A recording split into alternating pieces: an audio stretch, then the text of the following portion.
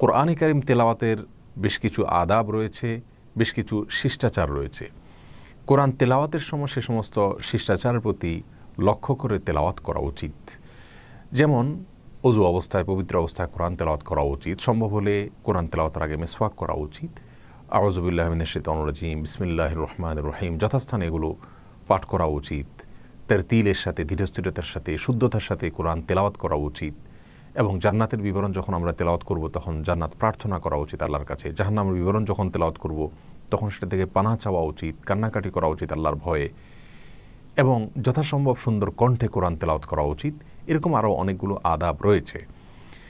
মা বোনরা যখন কোরআন তেলাওয়াত করবেন তখন তাদের মাথায় ঘোমটা দিয়ে, মাথায় কাপড় দিয়ে, ওড়না ইত্যাদি কিছু একটা দিয়ে তারপরে তাকে তেলাওয়াত করতে হবে। এরকম কোনো বাধ্যবাধকতা আছে কি না, বা এরকম কোনো আদব আছে কি না কোরআন তেলাওয়াতের? এই প্রশ্ন উত্তর হলো যে কোরআন তেলাওয়াতের সময় নারী হোক আর পুরুষ হোক তিনি যথাসম্ভব সুন্দর শালীন পোশাকে থাকবেন। সেটি কোরআনের প্রতি শ্রদ্ধার প্রদর্শনের অংশ হিসাবে তিনি করবেন। কিন্তু মাথার উপরে ঘোমটা দিতে হবে বা কাপড় থাকতে হবে মেয়েদের কোরআন তেলাওয়াতের সময়, সেরকম কোনো নির্দেশনা কোরআন এবং হাদিসের কোথাও দেওয়া হয়নি এবং কোনো আলেমে দ্বীনও এ ব্যাপারে পরামর্শ দেননি।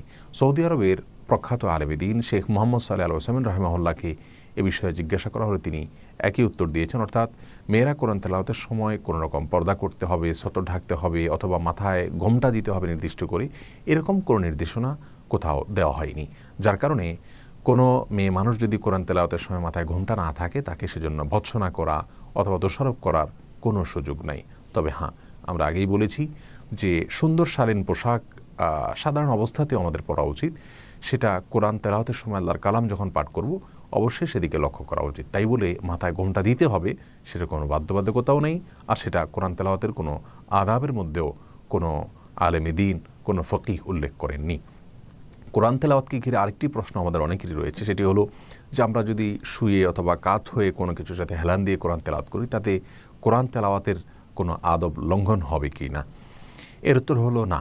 এ ব্যাপারেও কোরআনে কারিমের আদাবের তালিকার মধ্যে এরকম কোনো কথা বলা হয়নি যে কেউ হেলান দিয়ে অথবা শুয়ে কোনো কিছুর সাথে টেক লাগিয়ে যদি তেলাওয়াত করেন তাহলে সেক্ষেত্রে সেই আদাবের খেলাফ হবে, এমন কথা কোথাও বলা হয়নি। বরং সহিহ বুখারী মুসলিম একযোগে বর্ণনা করেছে যে আম্মাজান আয়েশা রাদিয়াল্লাহু তাআলা বর্ণনা করেছেন রাসূল করিম সাল্লাল্লাহু আলাইহি ওয়াসাল্লাম আম্মাজান আয়েশা রাদিয়াল্লাহু তাআলা আনহার কোলে হেলান দিয়ে কোরআনে কারিম তেলাওয়াত করতেন।